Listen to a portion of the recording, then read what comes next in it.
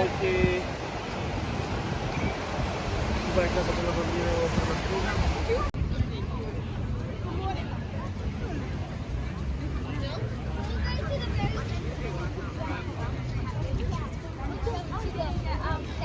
Yay!